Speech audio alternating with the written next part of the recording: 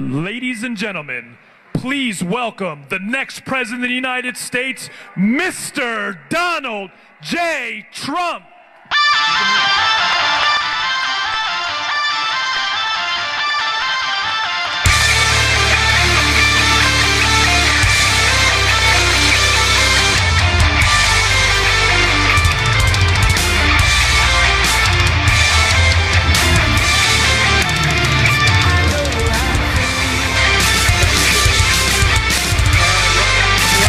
That is Bobby Knight.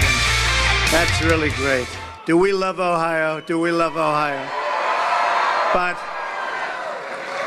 having Bobby Knight and having Don King and our vice president, he's going to be a great vice president too, I can tell you that.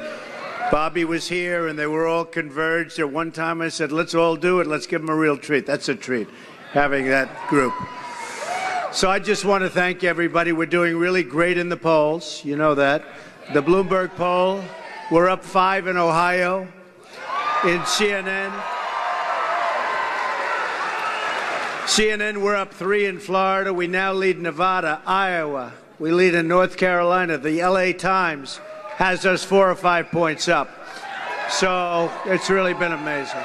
On November 8th, we're going to win this state. We're going to win the White House. We're going to win it back.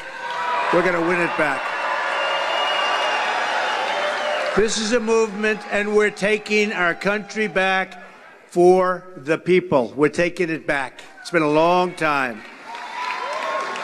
As I travel the country, the crowds get bigger and the enthusiasm grows. Thousands of people outside, they just left because they figure we can't get in unless somebody wants. Would anybody like to give up their seat? No? I thought you were going to say that. But there's so much love in the rooms. The Washington insiders, they're panicking. They are very concerned. They're looking at what's going on with the polls, and they're saying, what's happening? This wasn't supposed to happen. It wasn't supposed to happen in the primaries, and this wasn't supposed to happen, but it's happening, and I think we're going to bring it all the way. We are going to replace our failed and corrupt establishment with a new government that serves you, your family, the country. You're going to be happy. The change is going to begin right away. The key is November 8th. If you can get in there a little early, that's okay too. November 8th. My economic agenda can be summed up in 3 very beautiful words. Jobs, jobs, jobs. We have to bring our jobs back. On my first day in office, I'm going to order a review of every single regulation and executive order issued by President Obama. All job-killing regulations and all illegal executive orders will be immediately terminated. Excessive regulation costs our economy $2 trillion a year. You believe that? $2 trillion a year. I want to put that money back into the pockets of the American people where it belongs. I am going to direct the Department of Commerce to identify every single violation of our trading rules by our foreign competitors, who, in many cases, cheat. We will apply every lawful remedy to end these trade abuses once and for all. We have no choice. We're going to end them. Trade will be fair and reciprocal, and products will be made in America and sold all around the world like we used to do it, you know, when we were smart. We're going to pass one of the biggest and boldest tax reforms and tax reductions in American history. It's going to include a 15% tax rate for all businesses, small and large, making our country a magnet for new jobs. That's 15% down from 35%. Income taxes will be cut dramatically for the workers, and I mean the really hard workers. You're paying too much tax, folks. Everybody knows it. So for the workers, the middle class, families, everybody, we're having a major tax reductions. And I will tell you, Ivanka Trump wants child care taken care of, and we're going to do that, okay? Also, on my first day, I'm going to ask Congress to immediately send me a bill to repeal and replace Obamacare.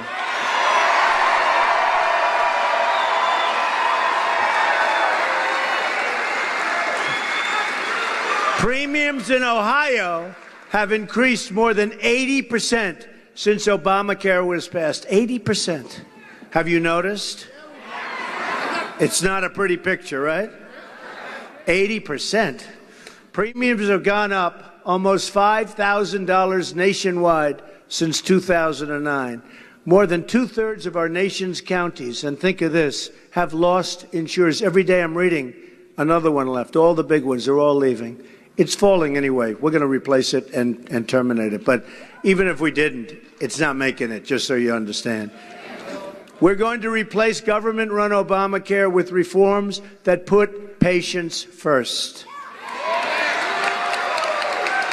These reforms include expanding access to popular health care savings accounts, empowering Americans to shop for their insurance so that they can really have great choice right across state lines, and to block granting, and really important, Medicaid to the states so they can design innovative solutions to the best, and it's going to be solutions, folks, that best serve you, your families, your children, the whole thing. Best serve you. In addition to prosperity, we will also provide safety. We are going to take a swift, strong action to protect the American people from radical Islamic terrorism.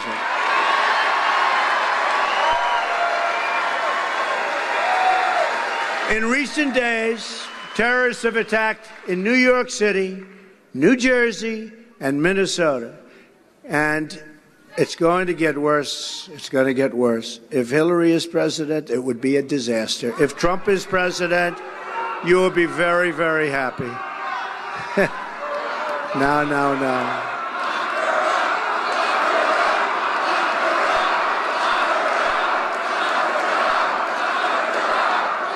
Not a pretty picture.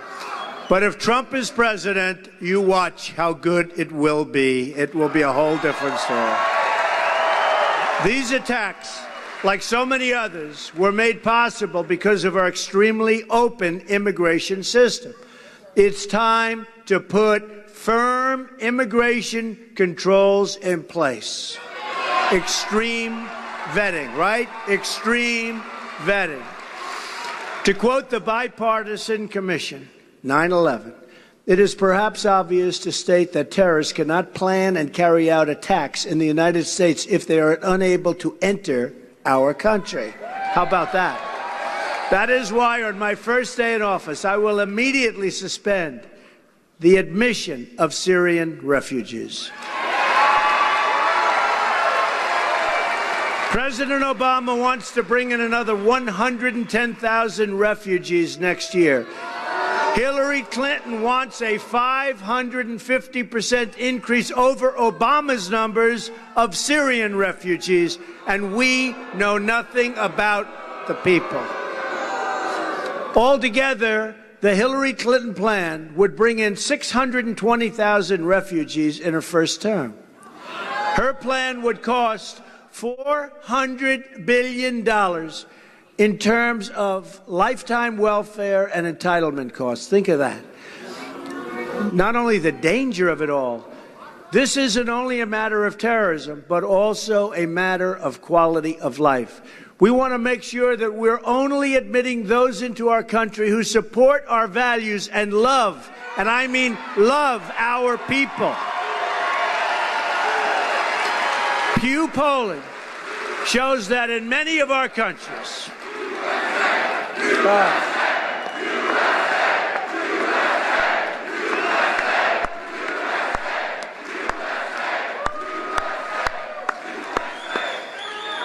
by the way, Governor Pence, just come here for a second, will you? I see him standing backstage. This was one of my really great decisions right here. This guy is a winner.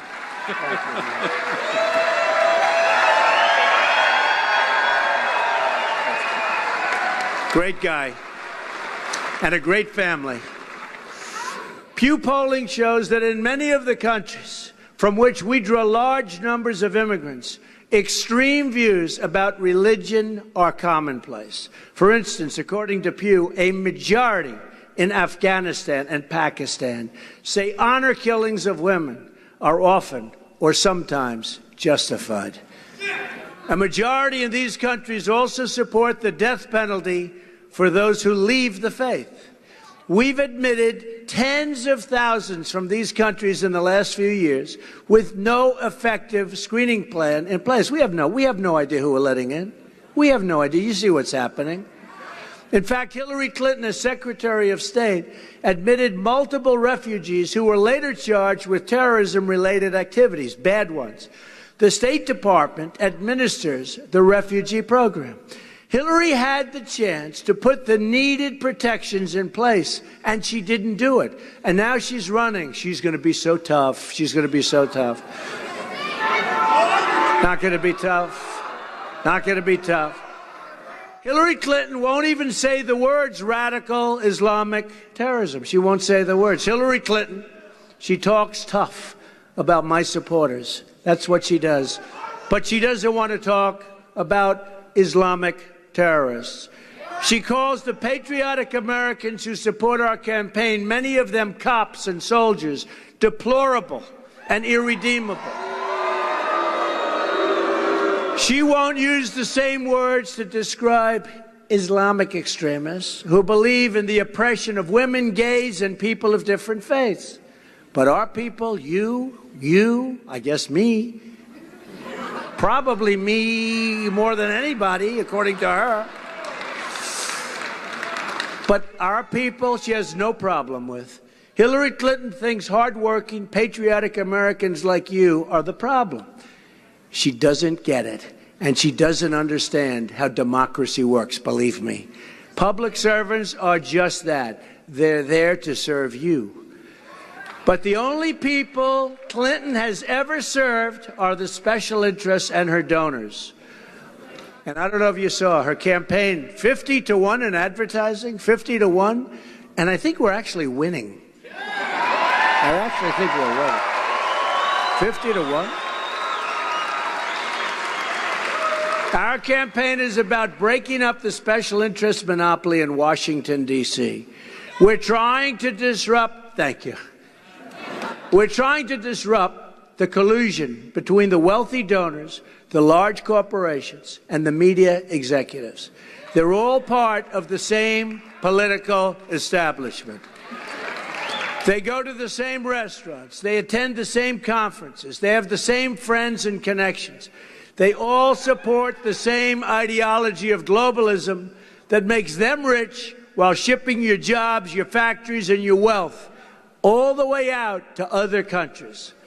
I am not running to be president of the world. I'm running to be president of the United States, and that's what we're going to take care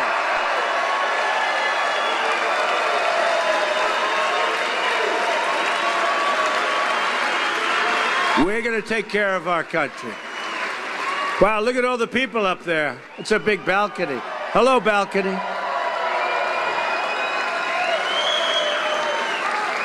I am for America, but specifically I am for America first. It's going to be America first.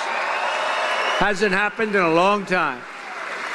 Together we will rebuild this country beyond our greatest dreams. That rebuilding begins with American manufacturing. Ohio has lost 1/3 of its manufacturing jobs since the Bill Clinton signed NAFTA disaster, which Hillary supported totally. We're going to renegotiate NAFTA to get a fair deal for our workers, and it will be a fair deal, and if it's not, we'll terminate and we'll start all over again, because NAFTA is a one-way road out of our country for our jobs and our money. NAFTA's devastated manufacturing right here in Ohio, and in Michigan, and Pennsylvania, and all over New England, and in the state of North Carolina, where I just left. Right now, if Ford builds a car in Ohio and exports it to Mexico, Mexico slaps us with a huge value-added tax or a backdoor tariff. But if Ford moves its factories to Mexico and then exports a car back to America, Ford and Mexico works this, but Mexico, through the back, will give Ford a hefty VAT tax rebate and backdoor export subsidy. It makes it impossible for our country to compete. I don't know how many people just understood what I said. Does anybody understand, right? Because it makes it impossible. They made a mistake when they negotiated this deal. We have different tax systems. And Mexico is, they got to be laughing. This has gone on for years. It makes it impossible for our country to compete. That's why, how often do you see the factories going the other way? They don't go the other way. They go, it's a one-way road out. Not anymore, folks, believe me. It's crazy. It's crazy. You look at that VAT tax, it's crazy. They get it both ways. In other words, they get it both ways. And then we're afraid to tax the product coming in, okay? And if we tax the product coming in, guess what? They wouldn't move. They wouldn't be leaving. Because now, Ford has just announced it's moving all of its small car production, all of it, to Mexico, where they're building among the biggest and most sophisticated plants anywhere in the world. Not us. Ohio has also lost more than 221,000 jobs since China joined the World Trade Organization, another deal pushed by Bill Clinton and supported by his wife, Hillary. On November 8th, we can finally close the history book on her legacy of failure and turn the page to a bright and shining future. It will be a new dawn for the American worker. Starting in 2017, jobs are going to start leaving other countries and coming back to us. Believe me. Believe me. That includes Apple products. We are going to have an immigration system that makes sense, one based on merit, skill, and promoting the economic interests of American workers. Our tax code, which now wastes billions and billions of dollars a year just in compliance, will become simple, streamlined, and efficient and go way, way down. We're taking those taxes way down. Way down. Your taxes are going way down. And Hillary Clinton, I don't know if you know this because they don't talk about it, Hillary Clinton is asking for a major tax increase. Remember that. Major. Government will start working again, fixing things. We're going to have this economy work again for you. Just look at my projects in New York, where I turned rundown spaces into new centers of business, and we have hit such success, taken buildings that were failures and made them successful, made them incredible. Buildings, jobs, so many things, even an ice skating rink that took 8 years, the city couldn't build it. I did it in 3 months. Okay, you know about it. Where others only saw problems, I saw potential. We turned empty lots and empty buildings and empty homes into living memories for thousands of workers and their families, hired thousands and thousands of people, and they've done a great job for me, I can tell you that. That's what I want to do for our country. I want to go into the neglected neighborhoods, the failing schools, the forgotten stretches of this nation, of which there are many, and unlock their potential for all of our people. I've made a living for years looking for unused spaces and imagining what could be. Politicians look at blighted neighborhoods and offer only excuses. They look for one thing. They look for the votes of people living in the inner cities. And then they say, we'll see you later in 4 years after the election takes place. I look at the same neighborhoods and I want to offer solutions, and I have offered solutions. And all you have to do is look at what's happening with the poll numbers with African Americans and with Hispanics. They are really going up big league. because they get it. We spend so much time thinking about how things used to be. We've stopped thinking about how great things could be. All we have to do is turn out the doubters, the cynics, and the naysayers, of which we have a lot of them. And I understand why we have so many, because they haven't seen. It's been all talk, no action for so many years by politicians. But just remember this, I'm not a politician, thankfully. I'm not a politician. We are a nation of strivers, dreamers, and believers. And that's the spirit that we will carry right into November 8th to be specific. And we are going to have a great monumental victory. It's going to be an amazing day for this country. I don't know if you know it. Look at crowds like this. Every auditorium, every place is sold out. Thousands of people outside always. What we have is a movement like they've never seen before. They've never seen it. Many of the commentators, Bill O'Reilly, many of the commentators said it's one of the great political phenomena of our time. But you know what? To me, it's only a phenomena if we win on November 8th. Otherwise, it's not a phenomenon. We got to get some of that Bobby Knight stuff in us, right? He won. He knew how to win, that's for sure.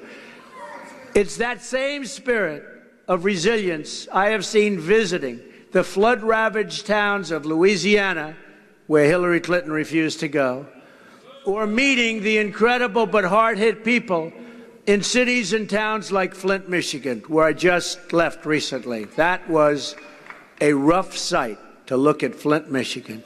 It's that spirit of strength we need to start winning again as a country. In this effort, no part of our country will be left behind. When any part of our country hurts, we all hurt. Nationwide, nearly 4 in 10 African-American children live in poverty, including 45% of African-American children under the age of 6. Can you believe that? 45%. We should never accept this level of poverty in our country. And there is no greater anti-poverty program in the world than real good jobs. But to unlock jobs, we must also make communities safe. Crime is rising across this country. More than 3,000 people have been shot in Chicago since January of this year. To the African-American community, I say, vote for Donald J. Trump. I will fix it.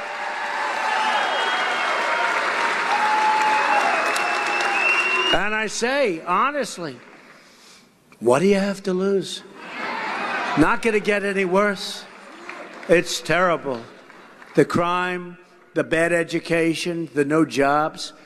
What do you have to lose? Believe me, I'm going to fix it. I will fix it. I'll bring back your jobs.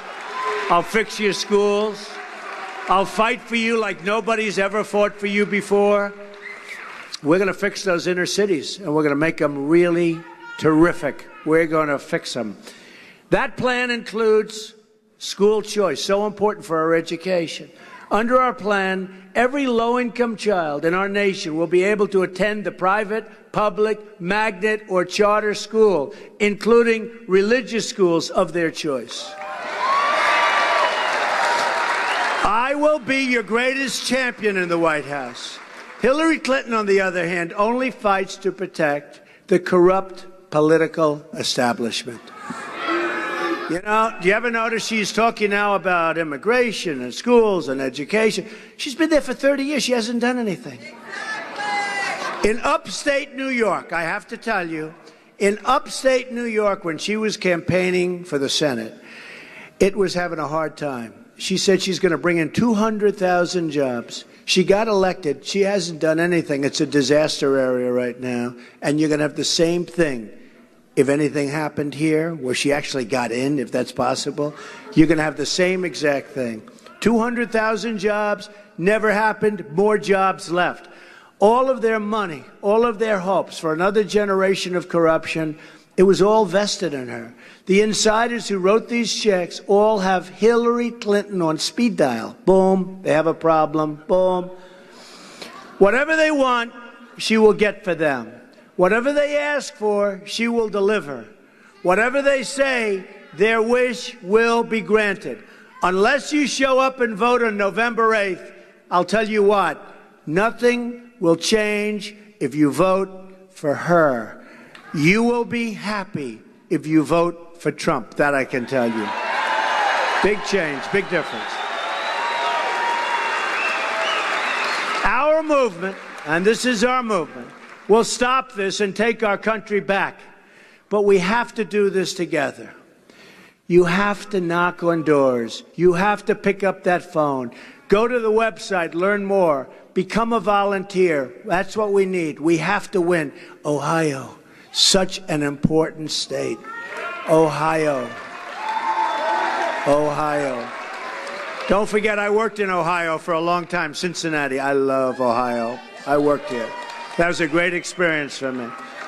You have to campaign in the streets, spread the love that we in this room really love the people of the country and want to make our country great again. It's very simple. It's a very simple theme. To beat the system, you have to lift your voice, pound the pavement, and get out and vote. You have 47 days to change the world, at least the world as we know it. You have 47 days to make possible every dream. And there are many dreamers right now in this room. Who's a dreamer? Who's a dreamer? You have one magnificent chance to deliver justice for every forgotten man, woman, and child in this nation. Let us all resolve here and now, this moment, that we will give everything we have for the next 47 days, all day, every day, to make America great again.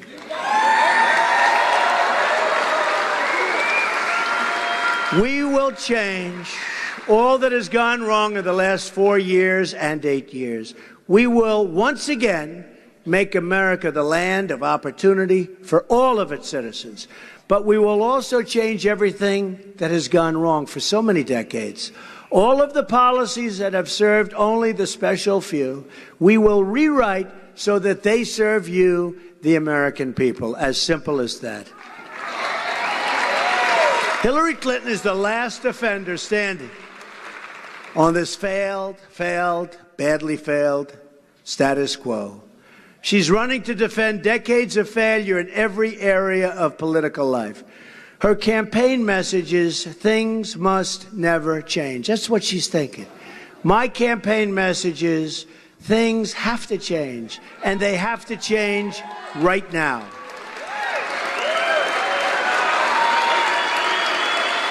The arrogance of Washington, D.C. will soon come face to face with the righteous verdict of the American voter and worker. On November 8th, we are going to show the whole world that America is back, bigger and better and stronger than ever before.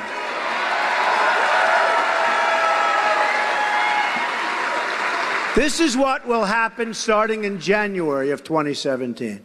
I'm going to lower your taxes, eliminate every unnecessary regulation which is just choking companies and people, unleash American energy, appoint justices to the Supreme Court who will uphold the Constitution of the United States.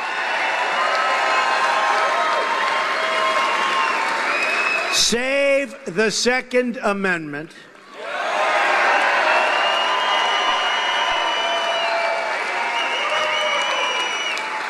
And put the American worker first. We're going to terminate totally Common Core and bring education locally by the people that know what they're doing. We will rebuild our roads, bridges, tunnels, highways, airports, schools, hospitals, all of it, infrastructure. American cars will travel the roads, American planes will soar the skies, and American ships will patrol the seas once again. American steel We'll send new skyscrapers high into the clouds. American hands will rebuild our nation, not the hands of people from other countries. And American energy, harvested from American sources, will power this nation. And we are going to take care of our miners, and we are going to take care of our steelworkers. They are not. These are special people. Miners. Who's a miner here? I see. Well, they have been pretty badly hurt, let's face it. Farmers, do we love the farmers?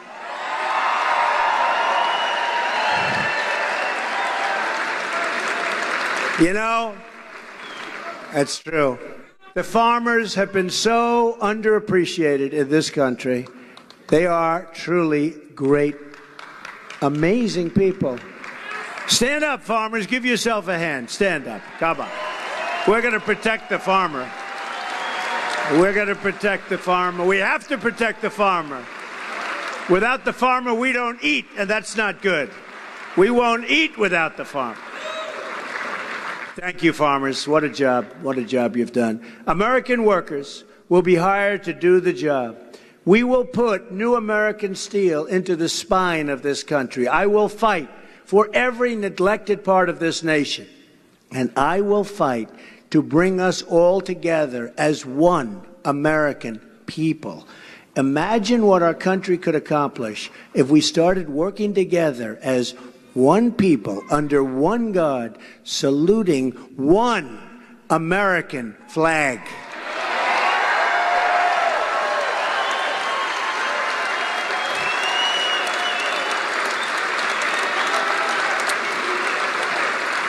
We appreciate that now more than ever, don't we? It is time to break with the bitter failures of the past and to embrace a new, inclusive, and prosperous American future. Jobs will return. Don't you like the sound of that? Incomes will rise, and new factories will come rushing onto our shores. Once more, we will have a government of, by, and for the people. We will make America very, very wealthy again. So necessary. We will make America strong again. We will make America safe again. And yes, we will make America great again. Thank you very much. God bless you. Thank you. November 8th. Thank you, everybody. Thank you, Ohio. Thank you.